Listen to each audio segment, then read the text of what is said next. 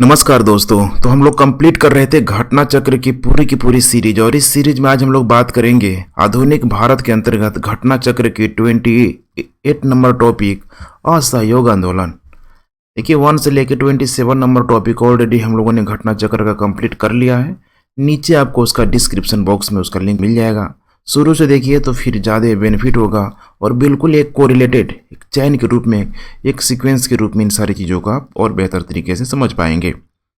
आज बात करेंगे हम लोग असहयोग आंदोलन की, जिसमें सबसे पहले थ्योरी पोर्शन की, और उसके तत्पश्चात लगभग अप्रोक्स आपको 40 के आसपास MCQ भी सॉल्व करने का मौका मिलेगा। चलिए हम लोग क्लास को शुरू करते हैं। लेकिन नए लोग हैं तो चैनल को सब्सक्राइब जरूर कर लीजिए, क्योंकि आने वाले दिनों में घटना चक्र की पूरी सीरीज हम लोग कंप्लीट करने वाले हैं सारे विषयों के साथ।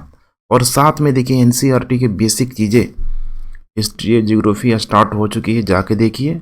और आने वाले दिनों में UPSC और स्टेट PCS को ध्यान में रखते हुए एक एक सब्जेक्ट को भी बारी बारी से कवर की जाएगी।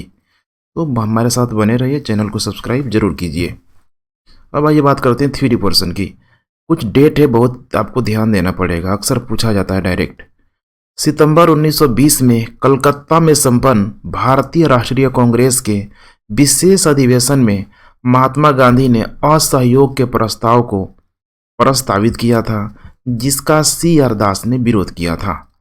दिसंबर 1920 में नागपुर में संपन्न कांग्रेस के वार्षिक अधिवेशन में असहयोग प्रस्ताव पर व्यापक चर्चा हुई तथा इसका अनुसमर्थन किया गया।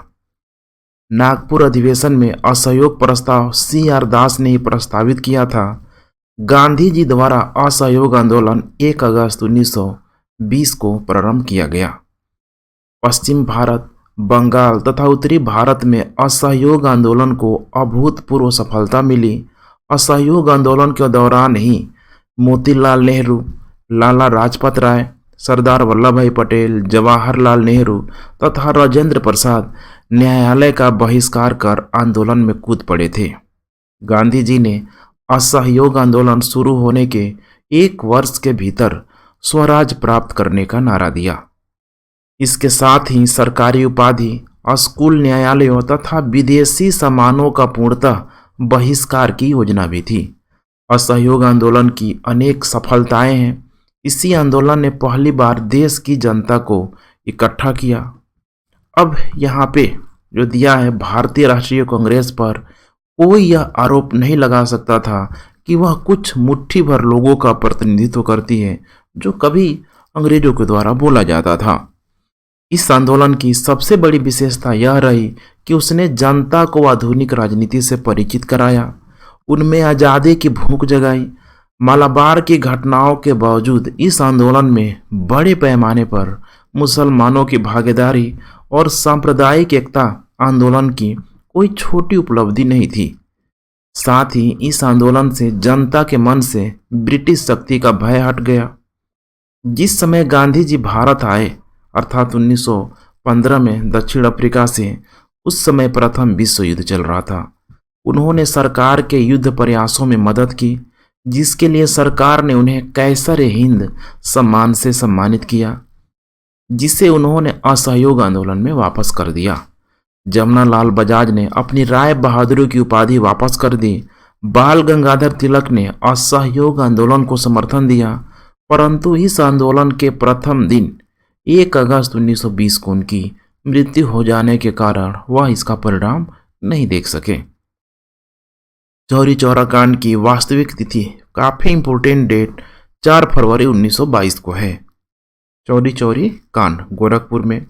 इस तिथि को संयुक्त प्रांत के गोरखपुर जिले में चौरी चौरा नामक स्थान पर किसानों के एक जुलूस पर गोली चलाए जाने के कारण क्रुद्ध भीड़ ने थाने में आग लगा दी, जिससे 23 सिपाहियों की यहाँ पे मृत्यु हो गई। काफ़ी ही विभत्स घटना थी। यह घटना इतिहास में चौरी चौरा कांड के नाम से प्रसिद्ध है। चौरी चौरा कांड से क्षुब्ध होकर महात्मा गांधी ने असहयोग आंदोलन वापस ले लिया।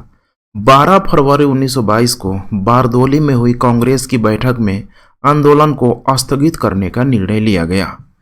इस घटना के समय गांधी जी गुजरात के बारदोली में सामूहिक सत्याग्रह द्वारा सविनय अवज्ञा आंदोलन प्रारंभ करने की तैयारी कर रहे थे। 24 फरवरी 1922 को आयोजित अखिल भारतीय राष्ट्रीय कांग्रेस समिति की दिल्ली में बैठक हुई, जिसमें ऐसे सभी गतिविधियों पर रोक लगा दी गई जिनसे कानून का उल्लंघन होता है। इस अधिवेशन में असहयोग आंदोलन वापस लेने के कारण डॉक्टर मुंजे के द्वारा गांधी जी के खिलाफ निंदा प्रस्ताव लाया गया। रविंद्रनाथ टैगोर आंदोलन एवं विरोध प्रदर्शन के विपरीत रचनात्मक कार्यक्रमों को विशेष महत्व प्रदान करते थे, जिसके कारण उन्होंने विदेशी वस्त्रों की होली जलाने के विपरीत गांधी जी को रचनात्मक कार्यक्रम अपनाने की बात अपने पत्र में कही। असहयोग आंदोलन के दौरान रविंद्रनाथ टैगोर ने विदेशी वस्त्रों को जलाए जाने के अविवेकी या निष्ठुर बर्बादी कहा था। असहयोग आंदोलन 1920-22 के दौरान काशी विद्यापीठ बनारस में वर्ष 1921 में, गुजरात विद्यापीठ अहमदाबाद में वर्ष 1920 में तथा जामिया मिलिया इस्लामिया अलीगढ़ में 1920 में हुआ। सब ये टाइम दिया हुआ है। असहयोग आंदोलन 1920-22 के दौरान काशी विद्यापीठ बनारस में वर्ष 1921 में, गुजरात विद्यापीठ अहमदाबाद 1920 में, जामिया मिलिया इस्लामिया अलीगढ़ में 1920 में, जो बाद में दिल्ली ले जाया गया, स्थापित हुए। मदन मोहन मालवीय ने वर्ष 1916 में बनारस हिंदू विश्वविद्यालय की स्थापना की थी और वर्ष 1919 से 1939 तक वे इसके कुलपति बने रहे। अब इसी संबंधित हम लोग लगभग 40 प्रश्नों को सॉल्व करने का प्रयास करेंगे। पहला प्रश्न है, निम्नलिखित में से किसने 1920 के नागपुर के भारतीय राष्ट्रीय कांग्रेस के अधिवेशन में असहयोग के प्रस्ताव को प्रस्तावित किया था? किसने? नाम था उनका CR दास के द्वारा। सितंबर 1920 में कलकत्ता में संपन्न भारतीय राष्ट्रीय कांग्रेस के विशेष अधिवेशन में महात्मा गांधी ने असहयोग के प्रस्ताव को प्रस्तावित किया, जिसका CR दास ने विरोध किया। दिसंबर 1920 में नागपुर में संपन्न कांग्रेस के वार्षिक अधिवेशन में असहयोग प्रस्ताव पर व्यापक चर्चा हुई तथा इसका अनुसमर्थन किया गया। नागपुर अधिवेशन में असहयोग प्रस्ताव CR दास ने ही प्रस्तावित किया था। क्वेश्चन नंबर 2, भारतीय राष्ट्रीय कांग्रेस ने पहला असहयोग आंदोलन किस वर्ष शुरू किया था? किस वर्ष किया था? 1920 में शुरू किया गया था। देख पा रहे, वर्ष 1920 में कलकत्ता में कांग्रेस के विशेष अधिवेशन में पास हुए असहयोग संबंधी प्रस्ताव की दिसंबर 1920 में नागपुर में हुए कांग्रेस के वार्षिक अधिवेशन में पुष्टि कर दी गई। असहयोग आंदोलन 1 अगस्त 1920 से आरंभ हुआ। क्वेश्चन नंबर 3, भारतीय राष्ट्रीय कांग्रेस ने असहयोग आंदोलन किस वर्ष प्रारंभ किया? किस वर्ष प्रारंभ किया? इसका करेक्ट उत्तर हो जाएगा सन 1920 ईस्वी में। क्वेश्चन नंबर 4, महात्मा गांधी द्वारा चलाया गया प्रथम जन आंदोलन था? असहयोग आंदोलन ही था। गांधी जी के नेतृत्व में पहला आंदोलन वर्ष 1917 में चंपारण के नील की खेती करने वाले किसानों के समर्थन में किया गया था। यह गांधी जी का पहला किसान सत्याग्रह था। गांधी के नेतृत्व में किया जाने वाला पहला जन आंदोलन असहयोग आंदोलन को माना जाता है, जो वर्ष 1920-22 में चलाया गया था। क्वेश्चन नंबर 5, खिलाफत के प्रश्न पर असहयोग आंदोलन कब शुरू हुआ? किसके? खिलाफत के प्रश्न पर। ध्यान रखिएगा कब शुरू हुआ, इसका करेक्ट उत्तर हो जाएगा 1920 में। सितंबर 1920 में लाला लाजपत राय की अध्यक्षता में कलकत्ता में हुए भारतीय राष्ट्रीय कांग्रेस के विशेष अधिवेशन में महात्मा गांधी की प्रेरणा से एक प्रस्ताव पारित किया गया, जिसमें 2 अन्यायपूर्ण कार्यों के विरोध में असहयोग आंदोलन प्रारंभ करने का निर्णय लिया गया। खिलाफत मुद्दे के प्रति ब्रिटिश सरकार का दृष्टिकोण, दूसरा है पंजाब के निर्देश लोगों की रक्षा न करने तथा उनसे बर्बर व्यवहार करने वाले अपराधी अधिकारियों को दंडित करने में ब्रिटिश सरकार की विफलता। क्वेश्चन नंबर 6, निम्न में से कौन सा एक असहयोग आंदोलन को प्रारंभ करने का कारण नहीं था? कौन कारण नहीं था? करेक्ट उत्तर हो जाएगा नमक कानून। गांधी जी ने असहयोग आंदोलन कब प्रारंभ किया? 1920 ईस्वी में गांधी जी द्वारा असहयोग आंदोलन 1 अगस्त 1920 को प्रारंभ किया गया पश्चिम भारत, बंगाल तथा उत्तरी भारत में असहयोग आंदोलन को अभूतपूर्व सफलता मिली। असहयोग आंदोलन के दौरान ही मोतीलाल नेहरू, लाला लाजपत राय, सरदार वल्लभ भाई पटेल, जवाहरलाल नेहरू तथा राजेंद्र प्रसाद न्यायालय का बहिष्कार कर आंदोलन में कूद पड़े थे। क्वेश्चन नंबर 1, एक वर्ष में स्वराज का नारा गांधी जी ने कब दिया? एक वर्ष में स्वराज का नारा गांधी जी ने कब दिया? असहयोग आंदोलन के समय दिया हुआ था। असहयोग आंदोलन 1 अगस्त 1920 को औपचारिक रूप से प्रारंभ किया गया। गांधी जी ने असहयोग आंदोलन शुरू होने के 1 वर्ष के भीतर स्वराज प्राप्त करने का नारा दिया। क्वेश्चन नंबर 9, 1919 के सुधारों की भारतीयों की आकांक्षाओं को पूर्ण करने में असफलता के साथ भारतीय राष्ट्रीय कांग्रेस ने स्वराज अथवा स्वशासन हेतु आंदोलन किया। किसके नेतृत्व में? महात्मा गांधी के नेतृत्व में किया। 1 वर्ष के भीतर स्वराज की प्राप्ति का लक्ष्य था असहयोग आंदोलन का कि एकदम विदिन 1 साल के अंदर हमें स्वशासन पा लेना है, स्वराज पा लेना है। क्वेश्चन नंबर 11, निम्नलिखित कथनों में से कौन सा असहयोग आंदोलन के संबंध में सही नहीं है? कौन सा सही नहीं है? M.A. जिन्ना, मोहम्मद अली जिन्ना ने इस आंदोलन का समर्थन किया था। ये सही नहीं है। ऑलरेडी वो बोल रहा था कि पॉलिटिक्स को और धार्मिक चीज़ों को सेपरेट किया जाए। असहयोग आंदोलन 1 अगस्त 1920 को प्रारंभ हुआ, किंतु 4 फरवरी 1922 को हुए चौरी चौरा कांड के कारण महात्मा गांधी ने इसे वापस ले लिया था। असहयोग आंदोलन का लक्ष्य 1 वर्ष के भीतर स्वराज की प्राप्ति था। इसके साथ ही सरकारी उपाधि, स्कूल, न्यायालयों तथा विदेशी सामानों का पूर्णतः बहिष्कार की योजना भी थी, परंतु मोहम्मद अली जिन्ना ने इसका समर्थन नहीं किया, अपितु इसका विरोध किया। क्वेश्चन नंबर 12, गांधी जी के असहयोग आंदोलन में लोगों को शराब से परहेज करने का आग्रह किया। फलस्वरूप सरकार के राजस्व में भारी कमी आई। एक प्रदेश की सरकार ने लोगों को फिर से शराब पीने के प्रेरित करने के लिए प्रमुख व्यक्तियों की एक सूची प्रसारित की जो शराब पीते थे। उस प्रदेश का नाम था बिहार। ध्यान रखिएगा, बिहार। यही है गांधी जी ने असहयोग आंदोलन के फलस्वरूप लोगों के शराब से परहेज करने के चलते सरकार के राजस्व में भारी कमी आ गई। अतः बिहार एवं उड़ीसा की सरकार ने शराब को स्वास्थ्य के लिए हितकर प्रभावों को प्रचारित एवं प्रसारित करने के लिए ऐसे महान एवं प्रसिद्ध लोगों की एक सूची जारी की जो शराब का सेवन करते थे। इस सूची में Sikandar, Julius Caesar, Napoleon, Shakespeare आदि शामिल थे। बड़ा देखिए क्या नहीं होता है, सब राजनीति में सब जायज हो जाता है। क्वेश्चन नंबर 13, नीचे कथनों पर ध्यान दीजिए। असहयोग आंदोलन से क्या संबंधित है? कांग्रेस सर्वप्रथम जन आंदोलन बनी। कांग्रेस सर्वप्रथम जन आंदोलन बनी। अब क्या यह पूर्णतः सही यहाँ पे हो सकता है? इसके पहले भी कांग्रेस ने, ठीक है, अगर आप देखेंगे तो गरम दल, नरम दल, उदारवादी, उग्रवादी ऐसे चीज़ों में मौजूद तो थी, लेकिन मुस्लिमों का यहाँ पे प्रतिनिधित्व नहीं था। तो जन आंदोलन, इसमें खासकर हिंदू और मुस्लिम सामने आए, इसी असहयोग के समय आए, जो कि उनका खिलाफत का मुद्दा इसमें शामिल हो गया। दूसरा है हिंदू मुस्लिम एकता में वृद्धि हुई, बिल्कुल सही है। जनता के मन से ब्रिटिश शक्ति का भय भी हट गया, ये भी बहुत हद तक सही है। ब्रिटेन की सरकार भारतीयों को राजनीतिक रियायतें देने के लिए राजी हुई, ऐसा कुछ भी प्रावधान नहीं था। करेक्ट उत्तर हो जाएगा सिर्फ और सिर्फ बी। देखिए यूपीएससी यहाँ पे 1996 में पूछा गया है, काफ़ी कॉन्सेप्ट जब तक नहीं रहेगा ऐसे प्रश्नों का बना नहीं सकते हैं। असहयोग आंदोलन की अनेक सफलताएं हैं। इसी आंदोलन ने पहली बार देश की जनता को इकट्ठा किया। अब भारतीय राष्ट्रीय कांग्रेस पर कोई यह आरोप नहीं लगा सकता था कि वह कुछ मुट्ठी भर लोगों का प्रतिनिधित्व करती है। इस आंदोलन की सबसे बड़ी विशेषता यह रही कि उसने जनता को आधुनिक राजनीति से परिचित कराया, उनमें आज़ादी की भूख जगाई। मालाबार की घटनाओं के बावजूद इस आंदोलन में बड़े पैमाने पर मुसलमानों की भागीदारी और सांप्रदायिक एकता आंदोलन की छोटी उपलब्धि नहीं थी। साथ ही इस आंदोलन से जनता के मन से ब्रिटिश शक्ति का भय हट गया।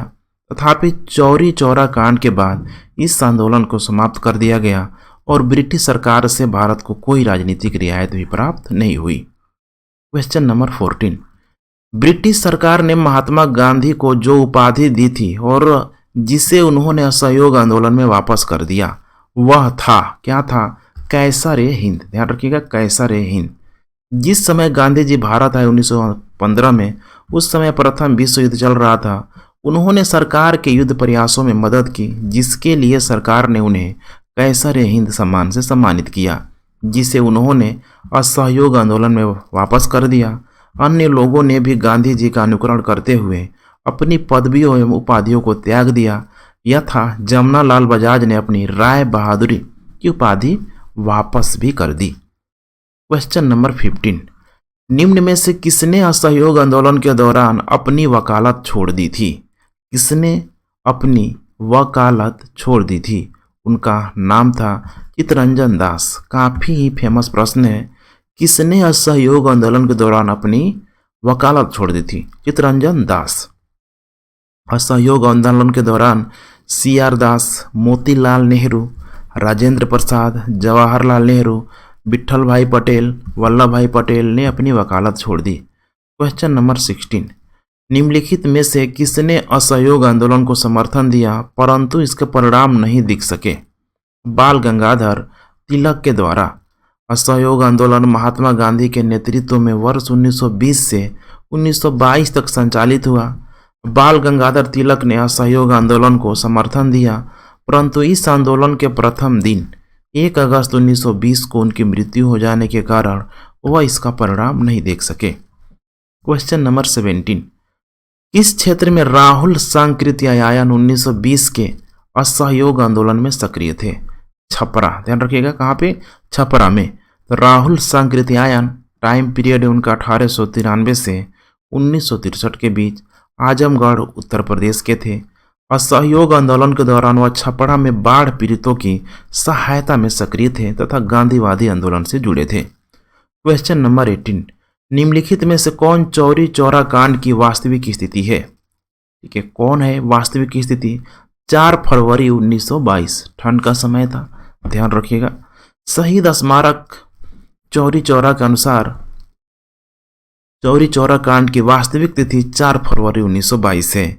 इस तिथि को संयुक्त प्रांत के गोरखपुर जिले में चौरी चौरा नामक स्थानों पर किसानों के एक जुलूस पर गोली चलाए जाने के कारण क्रुद्ध भीड़ ने थाने में आग लगा दी, जिससे 23 सिपाहियों की मृत्यु हो गई। यह घटना इतिहास में चौरी चौरा कांड के नाम से प्रसिद्ध है। क्वेश्चन नंबर 19, चौरी चौरा किस जनपद में स्थित है? चौरी चौरा किस जनपद में स्थित है? कहाँ स्थित है? तो ध्यान रखिएगा, गोरखपुर में यह स्थित है। किस घटना के कारण गांधी जी ने असहयोग आंदोलन वापस लिया था? किस घटना के कारण? चौरी चौरा घटना के कारण।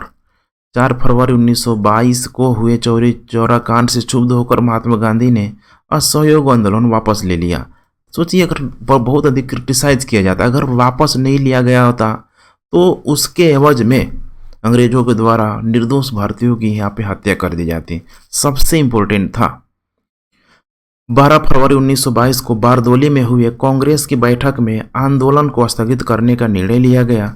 आंदोलन समाप्त करने के अपने निर्णय के बारे में गांधी जी ने यंग इंडिया में लिखा कि आंदोलन हिंसक होने से बचाने के लिए मैं हर एक अपमान, हर एक यंत्रपूर्ण बहिष्कार, यहाँ तक कि मौत भी सहने को तैयार हूँ। महात्मा गांधी ने असहयोग आंदोलन स्थगित कर दिया क्योंकि यहाँ पे, ठीक है, चौरी चौरा में यहाँ पे हिंसा भड़क उठी। महात्मा गांधी ने 1922 में असहयोग आंदोलन क्यों वापस लिया? करेक्ट, चौरी चौरा में हिंसा के कारण। किस घटना के बाद महात्मा गांधी ने असहयोग आंदोलन को अपनी हिमालय जैसी भूल बताई? किस घटना को? देखिए, चौरी चौरा है, नागपुर, खेड़ा, राजकोट और यहाँ पे नागपुर भी है। बीपीएससी के द्वारा इसको स्टार मार्क लगाया गया है, हालांकि यहाँ पे होना चाहिए। देखिए, जालियांवाला बाग हत्याकांड के बाद महात्मा गांधी ने 14 अप्रैल को नाडियाल में मार्शल लॉ के दौरान सत्याग्रह को अपनी हिमालय जैसी भूल स्वीकार किया था। कब? जालियांवाला बाग हत्याकांड के बाद। यहाँ पे जालियांवाला बाग का यहाँ पे जिक्र ही नहीं, ऑप्शन ही नहीं दिया गया है। होता है स्टेट पीसीएस में कुछ प्रश्नों को लेकर कंट्रोवर्सी हमेशा होती है, यहाँ पे तो सीधे सीधे दिखाई दे रहा है। चौरी चौरा की घटना के समय महात्मा गांधी कहाँ थे? बारदोली में थे, ध्यान रखिएगा, बारदोली में 4 फरवरी 1922 को गोरखपुर के निकट चौरी चौरा की घटना हुई और गांधी जी ने 12 फरवरी 1922 को बारदोली में कांग्रेस वर्किंग कमेटी की बैठक बुलाकर असहयोग आंदोलन स्थगित करने की घोषणा की थी। चौरी चौरा की घटना के समय गांधी जी गुजरात के बारदोली में सामूहिक सत्याग्रह द्वारा सविनय अवज्ञा आंदोलन प्रारंभ करने की तैयारी कर रहे थे। क्वेश्चन नंबर 25, असहयोग आंदोलन 1920 में प्रारंभ हुआ, बताइए यह कब समाप्त हुआ? 1922 में, ध्यान रखिएगा, समाप्त हो गया 1922 में, वहीं 4 फरवरी 1922 को जब चौरी चौरा कांड हो गया। दिल्ली में 24 फरवरी 1922 को आयोजित अखिल भारतीय कांग्रेस समिति की बैठक में असहयोग आंदोलन वापस लेने के लिए गांधी जी के विरुद्ध निंदा प्रस्ताव किसने प्रस्तुत किया था? उनका नाम है डॉक्टर मुंजे। असहयोग आंदोलन 1 अगस्त 1920 को प्रारंभ हुआ। 4 फरवरी 1922 को हुए चौरा चौरी कांड के कारण महात्मा गांधी ने इसे वापस ले लिया। इस परिप्रेक्ष्य में 24 फरवरी 1922 को आयोजित अखिल भारतीय कांग्रेस समिति की दिल्ली में बैठक हुई, जिसमें ऐसी सभी गतिविधियों पर रोक लगा दी गई जिनसे कानून का उल्लंघन होता है। इसी अधिवेशन में असहयोग आंदोलन वापस लेने के कारण डॉक्टर मुंजे के द्वारा गांधी जी के खिलाफ निंदा प्रस्ताव लाया गया। क्वेश्चन नंबर 27, असहयोग आंदोलन के स्थगन संबंधी घटनाओं का सही क्रम इंगित करें। सीक्वेंस के रूप में, ठीक है, यहाँ पे लगाना है। चौरी चौरा हो गया, उग्र भीड़ द्वारा पुलिस थाना को जलाना, गांधी जी द्वारा आंदोलन का स्थगन और यहाँ पे गांधी जी की गिरफ्तारी। बिल्कुल क्रम से आपको दिखाई दे रहा है, देखिए ये ही करेक्ट ऑप्शन है, बिल्कुल, ठीक है। सब वही डेट दिया गया, कुछ है नहीं। 4 फरवरी 1922 को चौरी चौरा में कांग्रेस और खिलाफत का एक जुलूस निकला। कुछ पुलिस वालों ने उनके साथ दुर्व्यवहार किया। परिणाम स्वरूप जुलूस में शामिल एक जत्थे ने पुलिस पर हमला बोल दिया। पुलिस ने गोली चलाई, भीड़ उत्तेजित हो गई, पुलिस पर हमला बोल दिया गया। सिपाही भागकर थाने में घुसे तो भीड़ ने थाने में आग लगा दी। इस घटना की खबर मिलते ही गांधी जी ने आंदोलन वापस ले लिया। 12 फरवरी 1922 को असहयोग आंदोलन समाप्त हो गया। आंदोलन की समाप्ति के बाद गांधी जी की स्थिति थोड़ी कमजोर हो गई।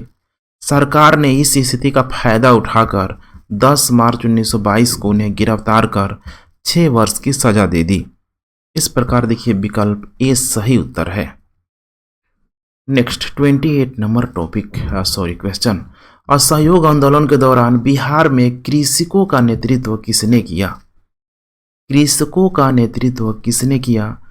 कौन हो जाएगा? स्वामी विद्यानंद। ध्यान रखिएगा, असहयोग आंदोलन के दौरान कभी कभी दे देगा, ठीक है, सच्चिदानंद सिन्हा दे देगा, ठीक है, तो फिर सब लोगों को लगता है कि यही होगा, तो ध्यान रखिएगा असहयोग आंदोलन के दौरान स्वामी विद्यानंद। स्वामी विद्यानंद भारत के बिहार के किसान नेता थे। असहयोग आंदोलन 1920-22 के दौरान बिहार में कृषकों का नेतृत्व स्वामी विद्यानंद ने किया। विशेषकर उत्तर बिहार के कई जिलों में, खासकर राज दरभंगा के इलाकों में स्वामी विद्यानंद रैयतों को अपने अधिकारों के बारे में सचेत कर रहे थे। क्वेश्चन नंबर 29, निम्नलिखित घटनाओं का सही क्रम नीचे दिए गए कूट से बतलाइए। ठीक है, कितना है? 29। देखिए पहले यहाँ पे हो जाएगा बारदोली प्रस्ताव, बारदोली प्रस्ताव नहीं, ये तो बाद में आएगा। चौरा चौरी कांड, बारदोली प्रस्ताव, उसके बाद असहयोग आंदोलन का स्थगन। डेट भी दिया गया। 1923 से 28 के काल में भारतीय राजनीति में क्रांतिकारी कार्यविधियों की पुनरावृत्ति रिवाइवल का क्या कारण था? 1923 से 28 के समय, ठीक है, कह रहा है कि भारतीय राजनीति में क्रांतिकारी कार्यविधियों की पुनरावृत्ति का कारण क्या था? हरदयाल और लाला लाजपत राय जैसे नेताओं का बढ़ता प्रभाव, गांधी जी द्वारा असहयोग आंदोलन का स्थगन सबसे इम्पोर्टेंट हो जा रहा है, क्योंकि देखिए जब तक असहयोग आंदोलन चलेगा तब तक जितने भी क्रांतिकारी लोग हैं सब सपोर्ट करेंगे इसका।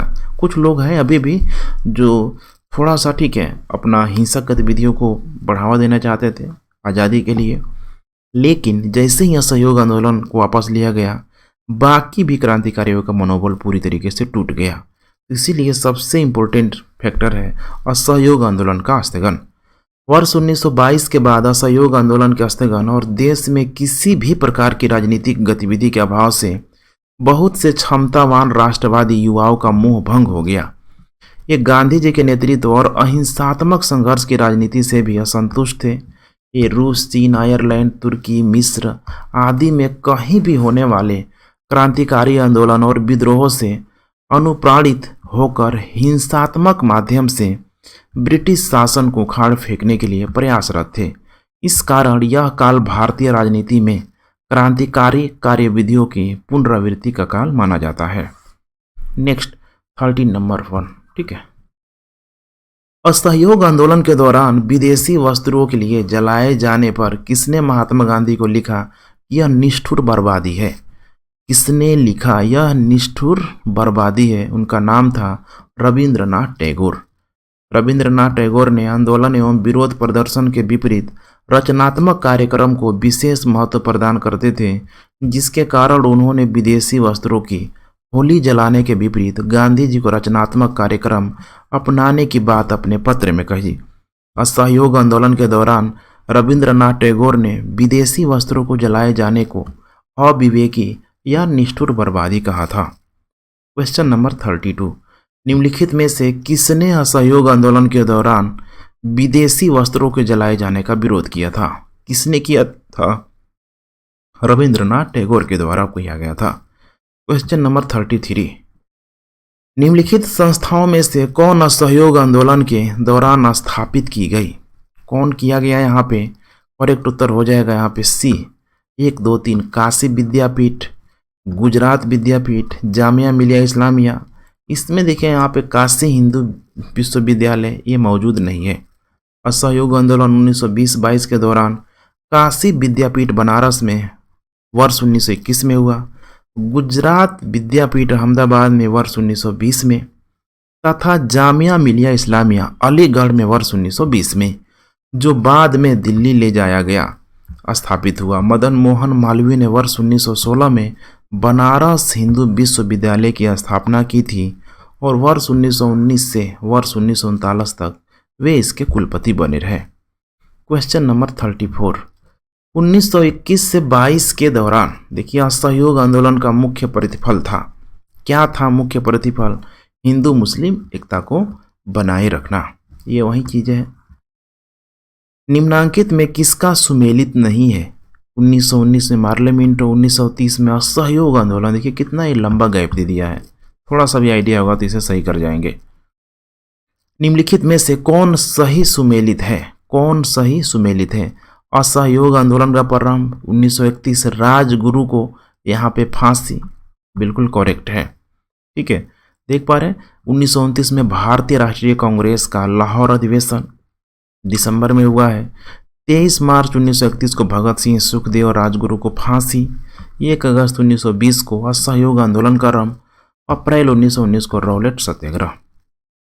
क्वेश्चन नंबर 37, निम्नलिखित वक्तव्यों पर विचार कीजिए। कथन ए, महात्मा गांधी द्वारा 1922 में असहयोग आंदोलन स्थगित कर दिया गया था। बिल्कुल सही है। इस स्थगन का CR दास एवं मोतीलाल नेहरू द्वारा विरोध किया गया था। देखिए कारण, ठीक है, कथन की सही व्याख्या कहीं से भी करता हुआ नजर नहीं आ रहा है, इसीलिए देखिए दोनों सही तो है लेकिन कारण कथन की सही व्याख्या नहीं कर रहा है। कारण तो था यहाँ पे चौरी चौरा। असहयोग आंदोलन के दौरान किसने पटना कॉलेज छोड़ा जबकि उसकी परीक्षा के केवल 20 दिन ही बचे थे? बहुत इंपॉर्टेंट है। देखिए बिहार PCS 2016 में पूछा गया था। उनका नाम था जयप्रकाश नारायण। ध्यान रखिएगा, लोकनायक जयप्रकाश नारायण। बिहार के सारण के सिताब दियारे में जन्मे स्वतंत्रता सेनानी जयप्रकाश नारायण ने असहयोग आंदोलन के दौरान पटना कॉलेज छोड़ा जबकि उनकी परीक्षा के केवल 20 दिन ही बचे थे। इसके पश्चात उन्होंने कांग्रेस द्वारा संचालित बिहार विद्यापीठ में प्रवेश पा लिया। 39, निम्न में से किसने असहयोग आंदोलन विरोधी राज्य विरोधी सभा की यहाँ पे स्थापना की? नाम था यहाँ पे देखिए छत्तीसगढ़ PCS के द्वारा स्टार लगाया गया है। तो यहाँ पे किसने असहयोग आंदोलन विरोधी सभा की स्थापना की? पुरुषोत्तम दास ठाकुरदास, जमुना दास द्वारकादास, कवासजी जहांगीर, पी सेठना और सीतलवाड़ आदि बंबई के उद्योगपति वर्ग ने मिलकर 1920 ईस्वी में असहयोग आंदोलन विरोधी सभा की स्थापना की।